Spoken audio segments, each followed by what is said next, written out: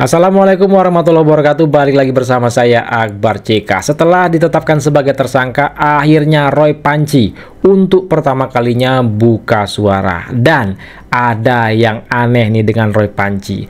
Terlihat sekali Roy Panci ini menyembunyikan rasa kecewanya ya. Terlihat dari wajahnya, dari cara ia berbicara, bergetar suaranya, dan wajahnya itu nampak seperti ingin nangis ya. Nampak kurang sehat nih Roy Panci. Nah, sebelum kita ke videonya, jangan lupa like, subscribe, dan share. Tanpa berlama lagi, yuk kita saksikan videonya berikut ini. Terkait penetapan tersangka. Nah, jadi itu yang penting dulu, jangan dihilangkan ya statement yang pertama tadi ya. Jadi saya Roy Suryo selaku pemerhati telematika yang memiliki hak hukum dan juga memiliki hak untuk melakukan penelitian atas keterbukaan informasi publik juga.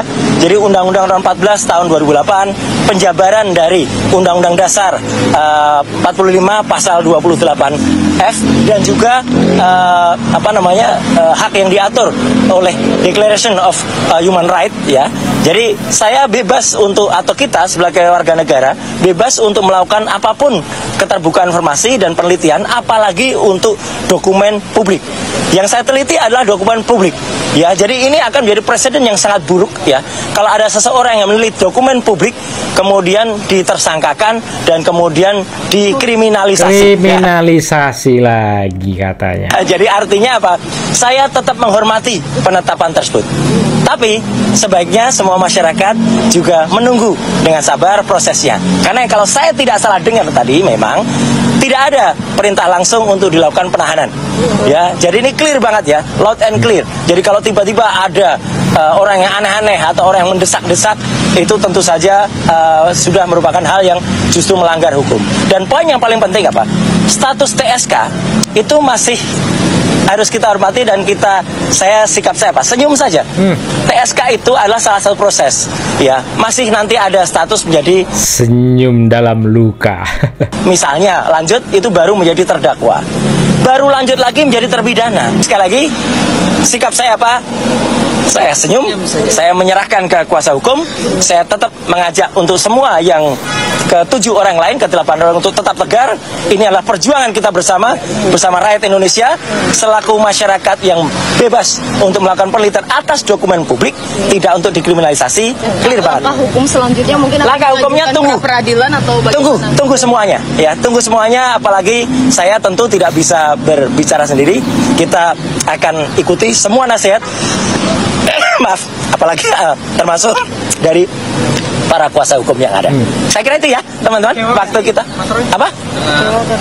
Oh, nggak ada soal ini bukan soal kecewa, bukan soal ini soal ilmiah, tidak kriminalisasi atau tidak adil atau tidak. Itu aja ya. Oke, jadi saya tetap tegar. Teman-teman yang lain ya, Bang Respon Sianipar dan Mbak Tifa, Dr. Tifa yang seklaster dengan saya, kemudian dengan 5 yang klaster lainnya ya, saya harapkan juga tetap tegar. Ini adalah perjuangan kita, perjuangan seluruh bangsa Indonesia, seluruh masyarakat melawan kezaliman dan kriminalisasi ya. Itu saya kira.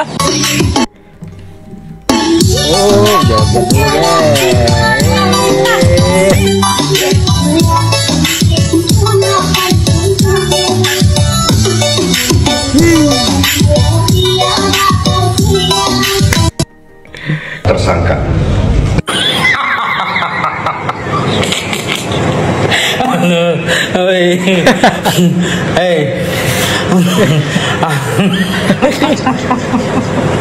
Yang lucu kan, pulang dari Sydney teriak sana teriak sini di Bandara Soekarno-Hatta, ujung-ujungnya masuk jadi tersangka. Udah pasti masuk. Kalau udah jadi tersangka itu masuk, apalagi terkait dengan pencemaran nama baik ya, kena undang-undang ITE. Gimana makin important lah kau. Iya, gimana coba ya. Seharusnya ya nikmati masa tua itu ya bersama istri. Kalau misalnya Roy Suryo punya anak, ya saya bilang sama anak istri. Ini anaknya nggak ada, ya sama istri, sama keluarga lah. Kan begitu. Kasihan sih sebenarnya. Ya. Kasihan. Apa yang dicari sudah jelas lah, paham kita. Ya kalau model-model Roy Suryo nih dari unsur sakit hati ke seorang Bapak Insinyur Joko Widodo. Itulah, kalau masalah ada orang di belakangnya orang besar ini saya nggak paham ya. Yang jelas terkait politik juga iya.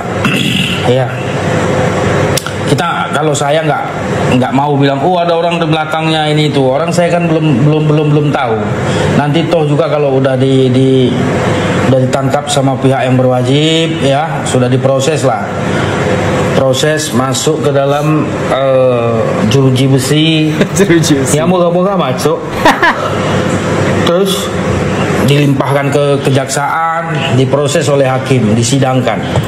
Nanti kita akan tahu itu, kalau memang ada orang besar di balik semua ini, kita tahu di situ ya. Tapi yang jelas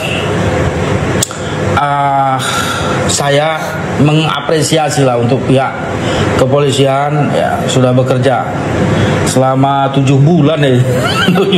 7 bulan kita tunggu-tunggu. Pas hari ini hari Jumat ya, hari Jumat yang memang betul-betul gimana ya, ya dingin. Pak polisi pun menentukan hari itu luar biasa, memang dicari hari yang pas, hari Jumat keramat dengan berkah kan begitu. Luar biasa. Iya ya, harapan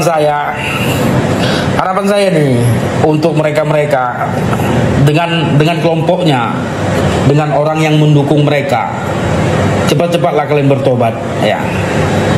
Sadari kesalahan ya. Orang baik jangan dihina, orang baik jangan difitnah ya, seperti itu. Negara kita negara hukum ya. Itu Pak polisi mencari apa ya, mencari bukti itu, barang bukti itu bukan sebentar ya. 7 bulan itu waktu yang lama. Iya, karena pihak kepolisian juga nggak mau nantinya disalahkan ya. Dicari dari apa, Fakultas Gajah Mada kan gitu kan. Keren memang. Nggak mau nanti polisinya itu dibilang memihak. Kalau ini memang transparan ya, dan ya berapa ratus hari coba, 7 bulan baru ini dijadikan tersangka. Nah, kalau seperti ini ya sudah siap memang Pak polisi. Apapun, mau dari manapun, sudut manapun yang ingin menyalahkan polisi sudah ada tangkisannya, sudah ada bukti, barang bukti yang kuat, akurat untuk menjerat mereka. Tetap semangat Bapak polisiku ya, polisi Indonesia. Kami rakyat yang waras, cinta dengan Polri ya, terkhusus dalam masalah-masalah ini ya, pencemaran nama baik ya. Ini yang membuat gaduh mereka ini, memang pantas dikandangi ya. Tetap semangat sekali lagi Polriku untuk NKRI. Hidup TNI Polri merdeka. Puas. Akhirnya Roy Suryo, Dr. Tipa, Rismon dan komplotannya dijadikan tersangka, guys, atas tuduhan, atas penghinaan kepada Bapak Joko Widodo. Akhirnya dijadikan tersangka. Dari awal saya bilang apa? Pasti masuk penjara. Gimana kalau gini? Ya udah, masuk penjara deh. Pesan saya buat penegak hukum, dari kejaksaan, kepolisian, jeblosin ke Nusa Kambangan ya.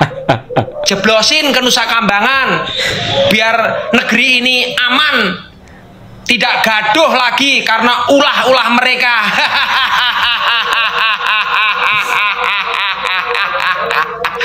Oke. Nah, inilah video kita kali ini. Silahkan ganti komentar kalian di kolom komentar. Saya Akbar CK, mohon undur diri. Assalamualaikum warahmatullahi wabarakatuh. Salam sehat selalu, bye-bye.